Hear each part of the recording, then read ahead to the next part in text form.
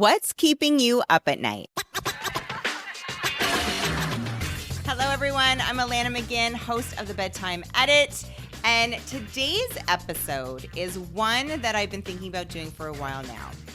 We're going to talk menopause on this podcast. As you know, the Bedtime Edit is all about topics for midlife women, topics that are keeping us up at night. And of course, menopause is definitely one of them for many different reasons. If you are anything like me in menopause, well, not in menopause, I'm 48, perimenopause-ish. I'm there, I'm in the world. I'm also someone who contributes to all the menopause information out there. There's a lot of information, and it can be completely overwhelming to choose really what you need to do, what's the next step, what's the best thing, what's the best first route to take. But what can be really overwhelming and really frustrating is when our partners don't understand the journey that we are going through, about to go through. It's a big transition. It's a big journey, and we need the people around us, whether it be your husband, boyfriend, partner, better half, your parents, your children. We need them to understand what we're going through. So I really want this episode to be for our partners, to be for the husband, the boyfriend, the partner, the better half. I want this episode to be one where you can literally sit them down in a chair, press play, and just say, listen, this is what I'm going through. This is the information you need to know to make my transition and my journey through menopause as easy as possible. And the reason why I really wanted to focus on this topic was because of a lot of conversations that I'm seeing happen online. And I'm in this amazing Facebook community, a local community to where I live. And some of the posts that I see from women who are in that midlife menopause stage about their better halves are pretty funny. So I want to read you guys a couple before I introduce my amazing guest that's going to come on to have this conversation with me. First is, I'm not the only one. I would love to see a meeting where we can bring our significant others so that they can see that menopause is real, that others have similar situations, and that we're not crazy. So this is going to be that meeting. This is what I want to create with this conversation. Another woman said, if our doctors, bracket, mine's a male, thinks we are complaining and just need to lose weight and that our blood results are within the normal range, how many of us have heard that before? Maybe you just need to exercise more. Not sure that we can have our husbands understand. I do have to say I'm very open about this and how I feel, and my husband is very helpful. So that's good. But this one was funny. This was the funniest one, and I think is one that we really need our better halves to hear. It took a couple of years of conversations to get my husband to get a slight understanding of what menopause feels like until I used the following analogy from Dr. Mary Claire Haver. Imagine your testicles shrinking over a few years, then falling off, leaving you with no testosterone. Your energy and machismo is gone. That made an impression. I love that. And of course, Dr. Mary Claire Haver, she is a board-certified obstetrician and gynecologist specialist and a certified menopause practitioner from the Menopause Society, and the author of the amazing, the New York Times bestseller, The New Menopause. And we'll put the link for her book in the show notes. So I love that. I mean, I feel like that's a great sentence to say to any man. But there is a lot of questions, that information that we want our better halves to know, our spouses to know, our partners to know, and a lot of conversations that we want to have with them. And sometimes we want them to take the lead. So I want this episode to really give them the information to do that. And I thought the perfect person to have this episode with is my friend, fellow podcaster, Dr. Jennifer Zelovitzky is a certified menopause specialist and the clinical director of women's health at MedCan Toronto. She is the host and co-producer of Medsplaining, a podcast and social media platform. I had the lovely pleasure of joining her on her podcast. And this is designed to help women better understand their bodies and advocate for their needs in the Canadian healthcare system, something we desperately need at this stage of life. She is also the mom of 2 amazing daughters and 3 fur babies. Hi, Jennifer. Thanks for joining me today. Oh, it's a pleasure, Alanna. It's always great to see you and to talk all things perimenopause. And I want to think I'm the Canadian Mary Claire Haver. Yes, I love that. You I wish, I absolutely wish, are. I wish. She's my hero I too. know, right? So Well, it's yeah, funny I because love when her. I thought about having this conversation, of course, you were the first person that I thought of. Oh, thank you. And in speaking with you, you've had some interesting conversations already with men and partners about menopause, and it's something that you do with your practice, correct? Yes, I'm always very surprised when, first of all, when I meet with women through in consultations, medical consultations, and they're joined by their partners. It doesn't happen all the time, but it Mm, does happen. And I'm really impressed by that. But when I do talks out in the community, I'm always at first I was surprised, now I'm not surprised anymore, but so many people are there as partners of women who really wanna understand this and wanna be supportive, and they're just as confused as we are. I mean, if we're confused and it's happening to our own bodies, I can't even imagine what our right. partners are thinking. Yeah, absolutely. Mhm. Absolutely. Okay, so let's start at the basics, right? Sure.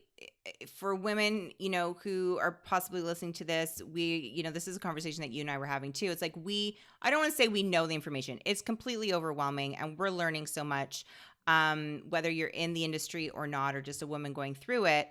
Um, but sometimes it's just good to just get through to the basics. So, for a partner listening, a spouse, I always say a better half listening, what exactly is menopause? And talk us through the different stages of menopause. Sure, sure. So premenopause is what younger we go through kind of from puberty up until we start going through the menopause transition. And those are the years where, for most of us, our periods are very normal and stable and regular. We may have PMS, we may have symptoms at certain times of the month, but it's sort of that predictable pattern. Then we get into perimenopause. This can start anywhere from 4 to 8, sometimes 10 years before your periods actually stop. And this is where you have wildly fluctuating levels of hormones. It's like a Hmm. roller coaster ride. Literally, if I showed you a I'm graph, on that ride. Yeah, I know. yes, me too. So like it would look like it literally looks like a roller coaster, four roller coasters all on top of each other. And uh that is where the symptoms start. The symptoms unfortunately don't wait till your periods stop. A lot of Right. women, their first symptom might be changes in their periods, heavier, lighter, closer together, further apart, or some mix of all of the above. And then we get to the final period, which you only know you're at your final period in retrospect.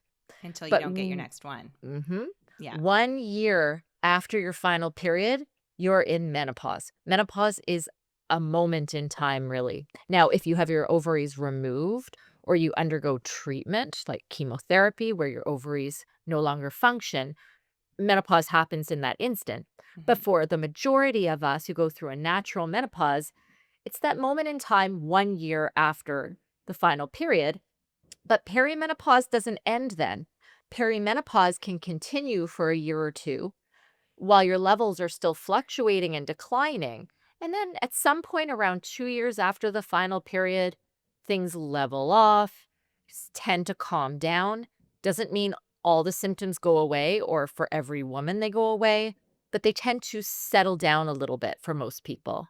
I do also want to note for men, because I found this really interesting finding this out as a woman too. So, menopause, so as Jennifer was saying, it's when you don't have another period for another year.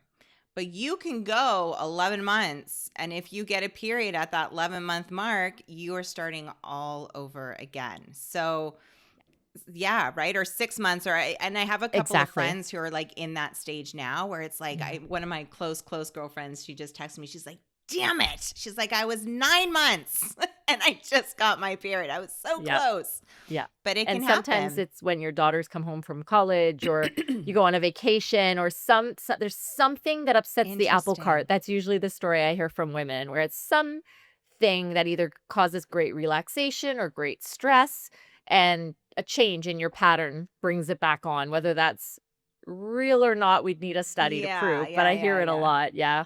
Well, I do. I can attest to getting into the same cycle. And if you are a man listening to this and you have a lot of women in your home, you probably know that your period and your daughter's periods tend to sync up, as is happening in my house. Apparently, the literature doesn't support that, but I don't Oh, know. interesting. I But that's what That's what Jen Gunter swears by, but I do not know. I have a lot of trouble believing that because I know for me, every time my daughters would come Yes. home, I would get a period again. So, Yes. who Oh, knows? Who knows? interesting. Yeah, and I Yeah, mean fun again, fact. it's I have two daughters and I could, we're all I mean my poor son and my poor better half, they have to deal with that. But I'm a believer too. So you did mention symptoms.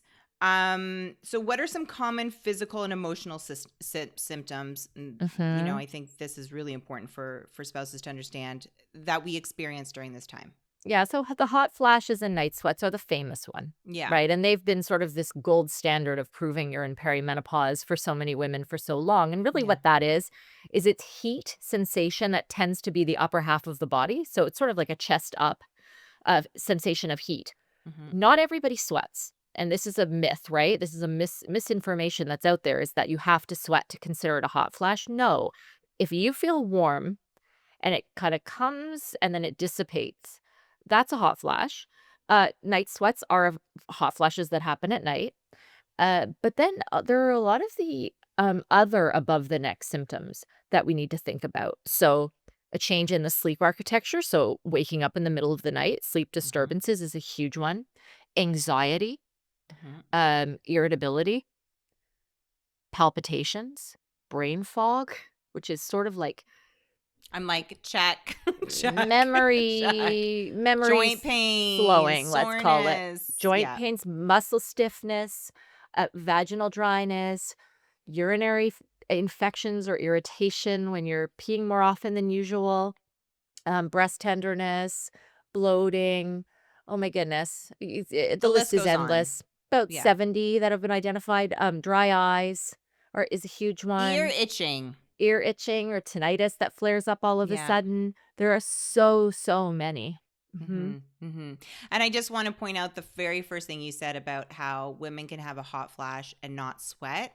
So I Mhm. think this is very important for those listening that have a Yes. wife who is going through this. Just Mhm. because she's not sweating does not mean she's not having a hot flash, correct? Correct, and a lot Yes. of women compare it, and they'll say, "I didn't wanna do anything about it because I'm not changing the sheets in the middle of the night like Yeah. my best friend is." I've looked at a really important study that was published in the Menopause Journal. It showed that whether you were having mild, moderate, or severe hot flashes, it didn't matter. It still affected your productivity and your level of fatigue the next day to the same extent. Mhm. So it doesn't matter if your brain is misperceiving the temperature changes around you and it's like in fight or flight mode because of that, it's still disrupting your sleep. It's still Yeah. disrupting your day. It's still leading to some heightened anxiety. Uh, whether you're sweating or not, that's just your body's response.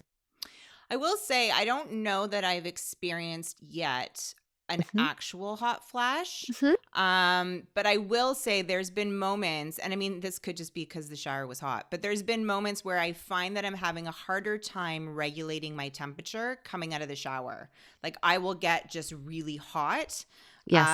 and have to like sit down and just cool down for a second where that I mean I've always taken hot showers. So that hasn't bothered me, but I wonder if regulating temperature is probably another symptom. Yes, it is, and I'll give you an example, like, as somebody I work out every single day. I do Mhm. cardio every single day, mostly because I find it helps me with stress and it Yeah. makes me feel good, um, and I know that women who exercise frequently Mhm. are keeping their brain, very their thermoregulatory center in their brain is so tightly controlled by that sweating and Yeah. adapting to that, that they don't tend to have severe hot flashes. So I too, Interesting. I don't know that I've ever had a hot flash, but I'm Mhm. most certainly in perimenopause and experiencing other symptoms. Yeah. Um, so yeah, it's a there are things like if your brain is used to adapting to temperature for one reason or another, you might Yeah. not have one. Another thing I see is women are compensating. Like I'll have women who come to me and they say, I don't really have hot flashes. I'll say, okay, but what's your bedroom like at night? Well, my husband left because the temperature's at 50 degrees, and I invested thousands of dollars in a cooling mattress and a cooling sheet, and the Yeah. windows are open, and I have 10 fans, but I don't have hot flashes. And I'm like, I will "Well, say this is yeah." yeah, I will say this is the so I live in the summer I need a ceiling fan. I live and Mhm. breathe by my ceiling fan, but normally in the winter I don't turn the ceiling fan on cuz I would get too cold, right?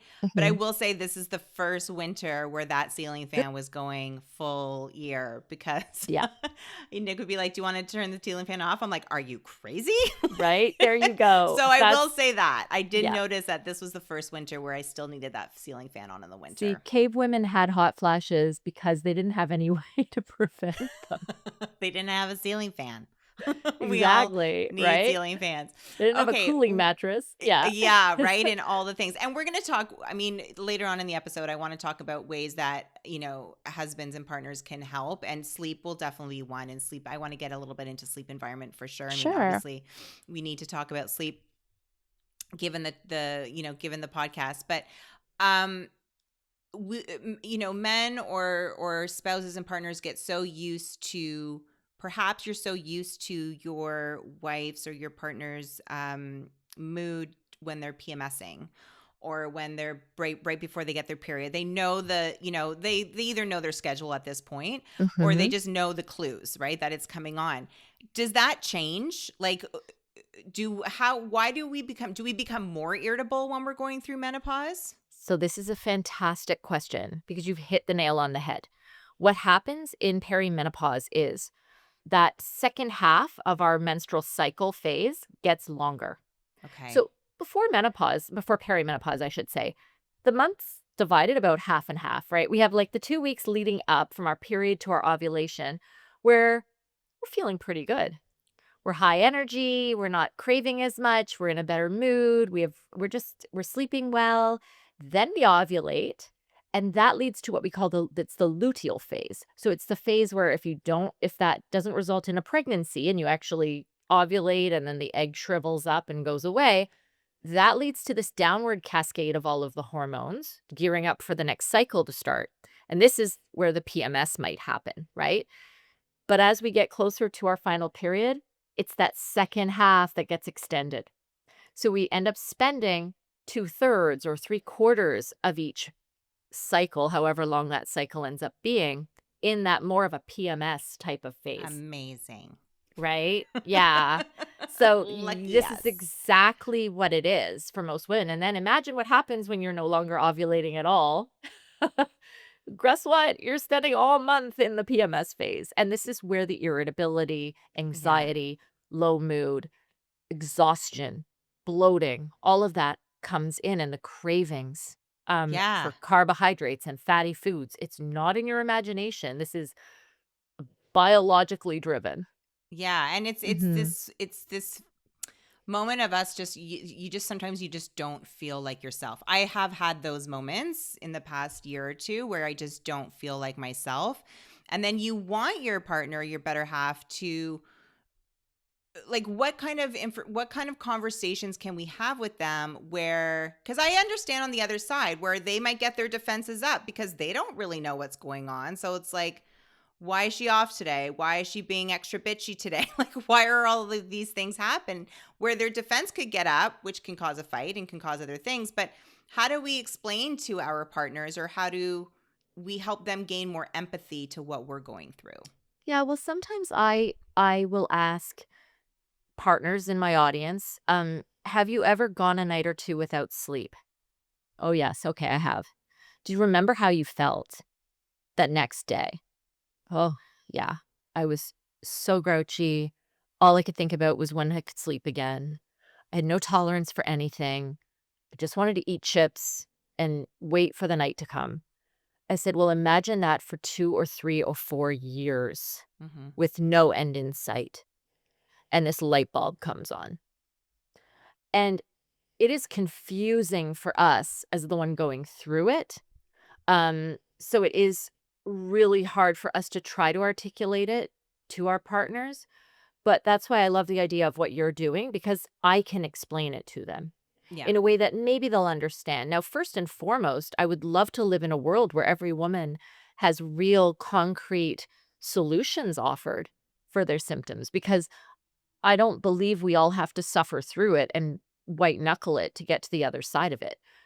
There are solutions out there, and it would be great if our partners would encourage us to seek out those solutions.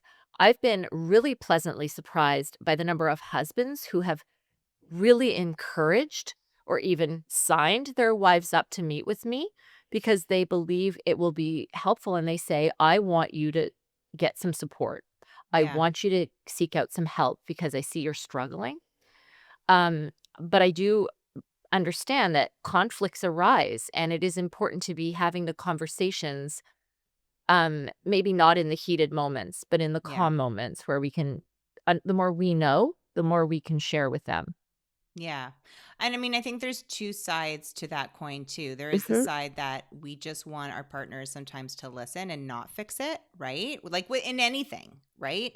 But we also want, on the other side, we want them to have a better understanding of what we're going through and help support us through that. So, are there certain resources that you can point whoever's listening to this to help their partner go through menopause better?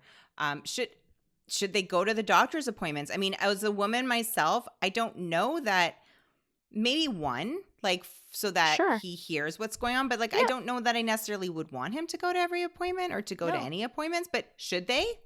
Like Well, I what do you think see in your practice? that's really up to you as Yeah. the patient, how much you want to disclose, because often we're discussing things like libido and sex and all of We're that, going to get and to that in a bit. yeah, yeah, yeah, it's a really important component of it. I think, though, there are a lot of educational forums out there right now. I mean, I'm launching one. I mean, through Yeah. Medsplaining, I'm launching a 4-week menopause prep course because I think women need a deeper dive into the nuts and bolts of what their bodies are going through. What is HRT? How does it work? What's available in Canada? And what are the lifestyle changes and the libido changes and all of that? And so that would be one way. I mean, if there's a course or something that husbands can look at or read, maybe highlight some passages in a book like The New Menopause, Mhm. that they can read. They're not gonna read the whole book, but maybe the parts that relate to energy, mood, libido. Those are the things that I think partners should really be more aware of. And even use those maybe as conversation starters. So, Mhm, to sit down with your partner for you. So, this is mhm, I'm speaking to the person who's listening to this who, husband, partner, spouse, who has taken the time to perhaps read these resources and go through this information, whether it be through, a book like The New Menopause or something, and then sit down with your wife or your partner who is going through menopause. And that could be a great conversation starter so that they'll appreciate that you're taking that step yourself, you know? yeah. And I mean, I'm very direct with my husband. I'm really specific about the help that I ask for. Yeah. I mean, I'm privileged because I know a lot about menopause. My whole family, my dogs, I think, know more about menopause now from listening Oh, to me my talk family is so very much. schooled on sleep, like very Right? schooled. We Yeah. become our whole family becomes an Yeah. expert. But, Yeah. I'll say to him, "Listen, my brain gets very tired at night." Um, and I know that's not what it used to do. I Mhm. used to be able to do everything and burn the midnight oil, but now I need more support in the evening. So, if you could just unpack the dishwasher for me, Yeah. if you could just, uh, take the dog for a walk for me. Um Little things like that, or just, "I'm sorry, just I can't, I just know that I have to go to bed a little earlier because I can't do the things I used to be able to handle." Mhm. And when you say it in a calm, direct way like that, I think men, they appreciate directness. Yeah. They can't be mind readers, they can't be in our mind, but we can sort of help them help us Yeah. in that respect.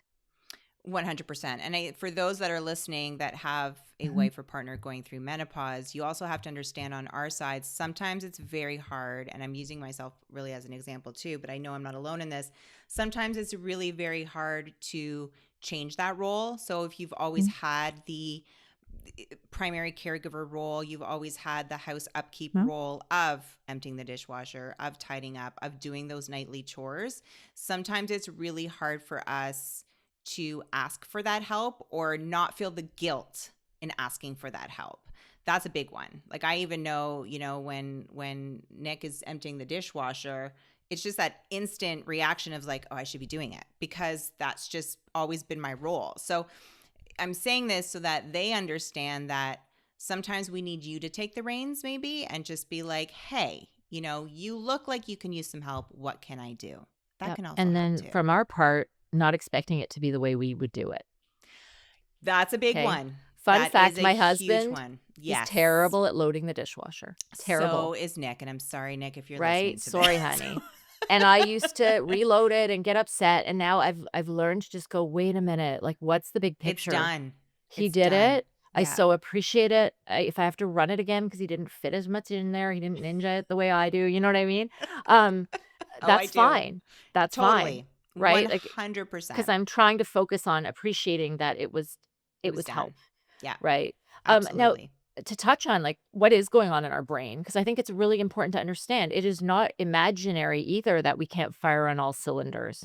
Yeah. So, our brain is undergoing architectural changes at this point in time. Now, in the caveman days, women went through menopause, they picked berries and took care of grandchildren for a few years, and then they died. Right.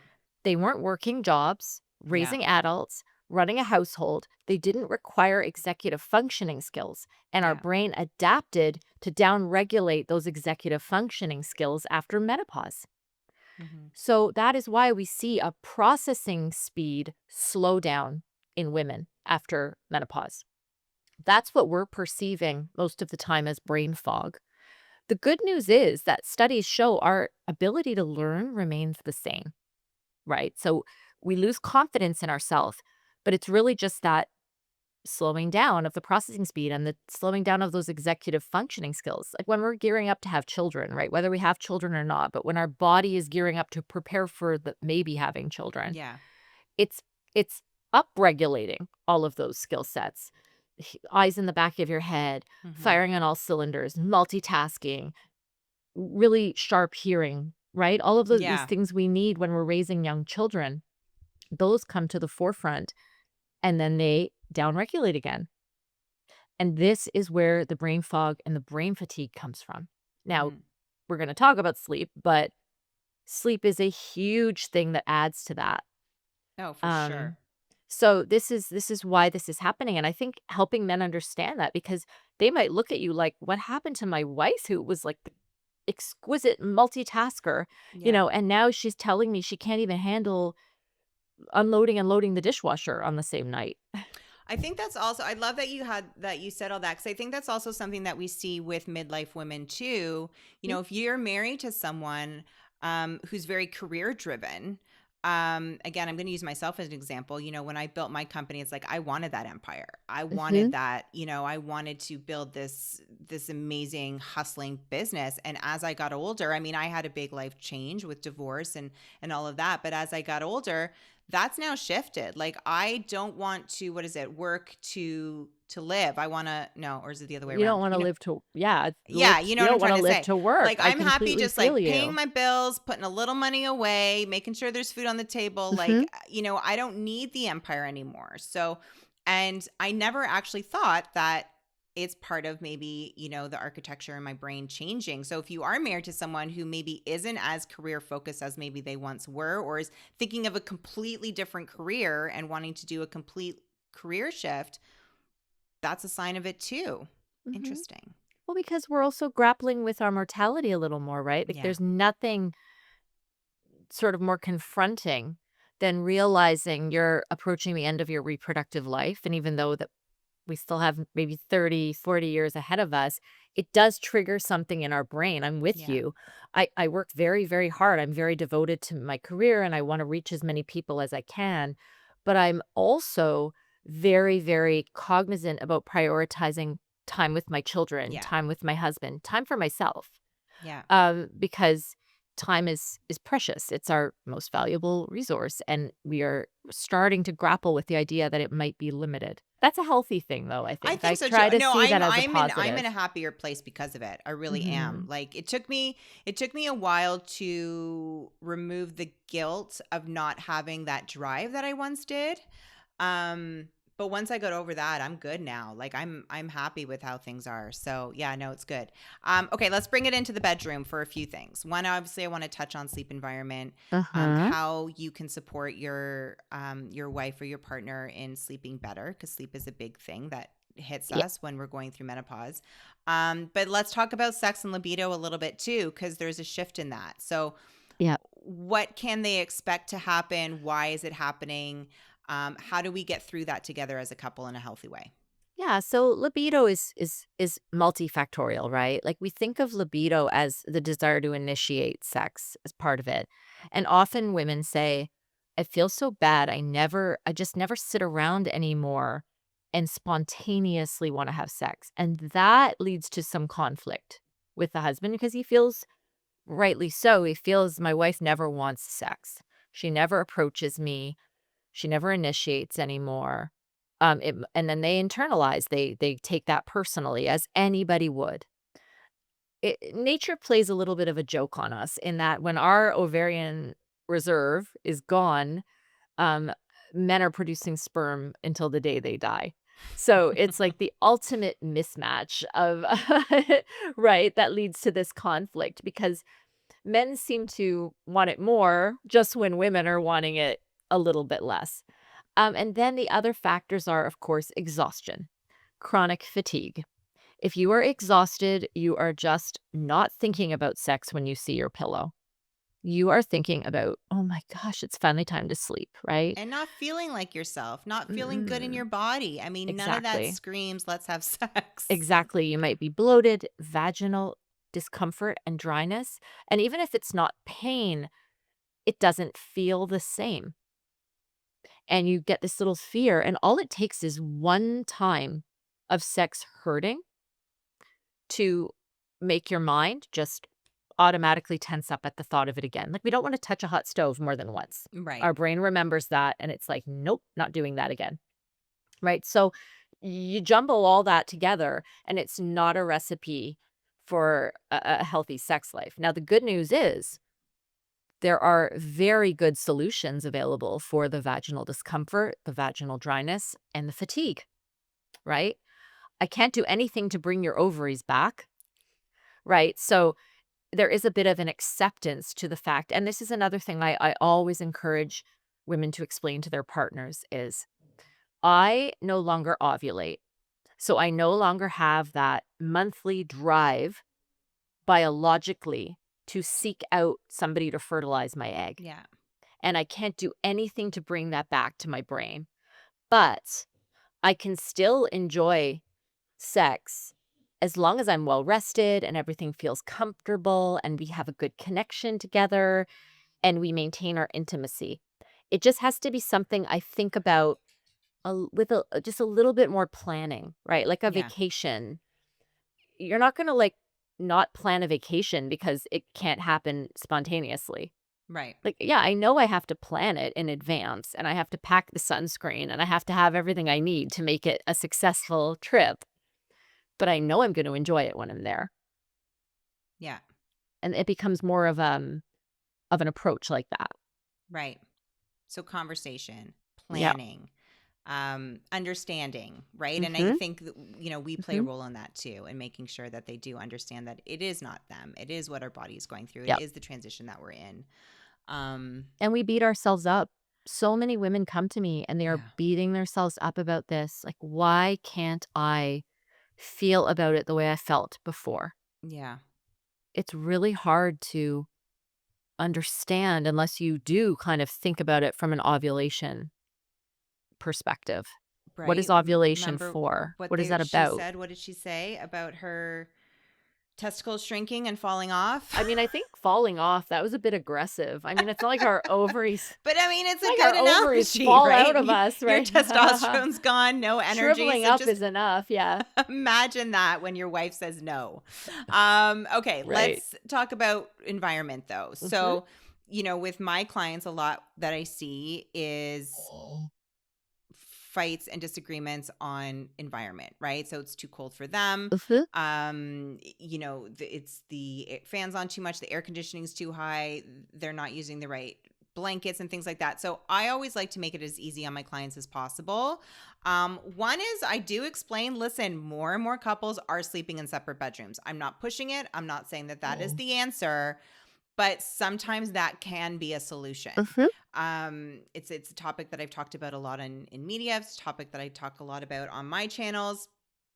And sometimes that's the stage you have to get to, but I think that is the last stage that you can get I to. mean, you don't I love your kids any less because they sleep in a separate bedroom than Oh, you. I mean, I'm going to add that to my toolkit. That's sometimes this true. is therapeutic for the Yeah, and couple. sometimes I feel like couples want to take that step, Mhm. but there's so much stigma around divorce, right? And oh Of God, if we sleep course. in separate bedrooms and people find out, they're going to think that we don't love each other and that and listen, sometimes that is the case, but sometimes it's just that you just want to get a good night of sleep. Some of the And happiest if couples I know sleep in separate bedrooms.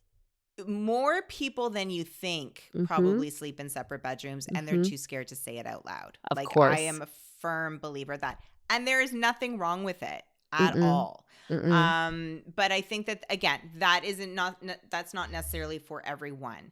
For those that want to stick it out, and sleep Sure. in the same bed, it's really important that your side of the bed is customized to you. Of course, you have to, if you share a bed, likely you're going to have the same mattress, but the blankets you use, the pillows you use, the pajamas you sleep in, all of those things, what is on your night table is customized to your sleep needs and not your partner's. I'm, you know, having this conversation for those listening that have a wife or a partner going through menopause. If you need that big thick blanket in the summer, that's not going to work for her. So you can have you don't want separate bedrooms, cool, but you can have separate blankets. You don't have to use the same blanket. She needs more organic materials, more cooling fabrics, more wicking fibers. Think cotton, bamboo, think performance fleece. A lot more pajamas now are using the same material. If you're a gym guy, are using the same material that you're wearing to the gym, right? Just to wick away that perspiration. So she needs to sleep on the cooler side, but that doesn't mean that you now need to freeze while you sleep, is kind of what I'm trying to explain. That's great. And I would also say, there are things that each partner needs to deal with. So as much as for women, it might be the night sweats, right? And the overheating and the kicking the blankets off and disruption. A lot of people have sleep apnea or snore, and they are refusing to go get that managed. So I know That's a just whole as episode. Like I can right. talk on and So, on about but sleep but my apnea, point but of that yes. is the Yeah. point is, why are we suffering? Mm. Why are we not managing the thing that is disrupting everybody's sleep in the first place, right? Like, Yeah. I've told so many women, your partner needs to go have a sleep study. It's not healthy. It's not healthy to be snoring and gasping all night to the extent that you're disrupting her sleep. Yeah. But it's also not really fair that you're just tolerating soaking the bed 5 times a night, right? Like, if a Yeah. fan is all it takes on your side of the bed and a cooler sheet, that's great. Yeah. I'm certainly not saying you have to consider treatment or hormone therapy from very mild Yeah, we or haven't even gone into hormone therapy, right. which might be like that might be another episode because there's so Definitely, much but what involved I in will that. say is it's very safe. It's very effective. It got a very bad rap. It is first line for moderate to severe hot flashes, no questions asked. I would even recommend it for mild but very disruptive hot flashes Yeah. because sleep is so important to everything else that comes downstream from it in women in perimenopause. So I'm just saying, like, yes, there's if you're managing minor things with environmental changes, that's one thing. If you're trying to manage major things, then maybe it's time to seek next level help for that, right? Yeah. Because then you get back to it being mild and maybe you're both able to iron that out within your room and your Yeah. bed. Yeah. Two things I want to touch on what you said. One is, talking about hormone replacement therapy and Mhm. HRT. If you are listening to this, and again, you have a wife or spouse that is going through menopause, that is a good doctor's appointment to attend with her, because that will be very informational for you as well. Mhm. And on the sleep apnea, if you're listening to this and you think you have sleep apnea, and again, sleep apnea doesn't discriminate. It's not just men, it's No, men and it's not women. just men, but I'm It's giving an not just men, but I example, do like find that men are more stubborn when it comes to using CPAPs and getting diagnosed for sleep apnea. If you feel like you have it, if your partner has told you you have it, please go get a sleep study done. Mhm. Yes, CPAP machines might be uncomfortable at first, but you will get used to them, and they are such a game changer for your Mhm. sleep health and for your partner's sleep health. Um, it often, yeah, it's just, again, I could talk for hours about Right. sleep apnea, so And we I won't guess get. I was just using it more as an analogy of, like, something we can actually do something about it. Yeah. Like, it's not something you just have to be grimacing about, and blaming your partner for and fighting during the day because nobody slept well last night because 'cause you're flashing and he's snoring. Yeah. Right? Yeah, no, that's not good. But sometimes something just as simple as just two separate blankets A can be that game 100%. changer if things Mhm. are mild. Like you said, if things get more severe, then that's worth having a conversation with your doctor about perhaps starting or considering to start HRT. Exactly. Well, I Mhm. think this was a great conversation. I hope for everyone listening, this was helpful to them. I hope as a couple, you guys maybe listen to it together, and maybe this episode itself could be a great conversation starter for some couples. Do you have anything last minute to share to men, to husbands, to Mhm. partners that might be listening to this? Like, Oh what is the gosh. one thing you would like them to take away from this conversation? I think well, first I wanna thank them. Any partner who's listening to this, thank you.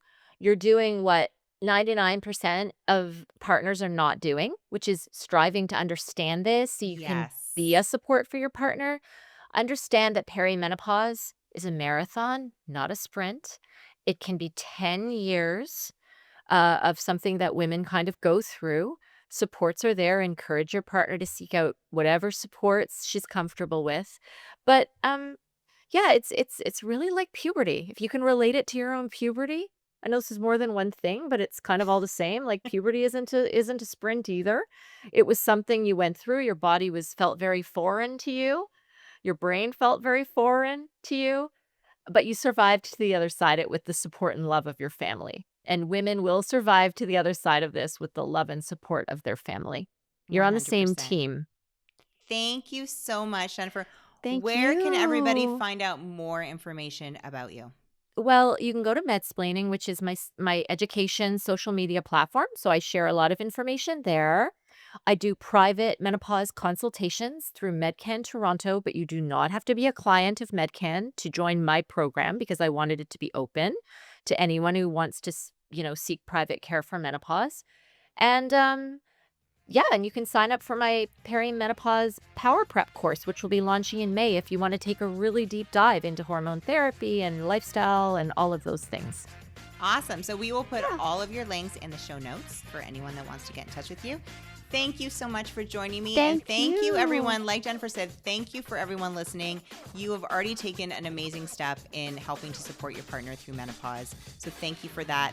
Subscribe, follow, download the Bedtime Edit anywhere where you download and listen to podcasts. Thanks for listening. Bye.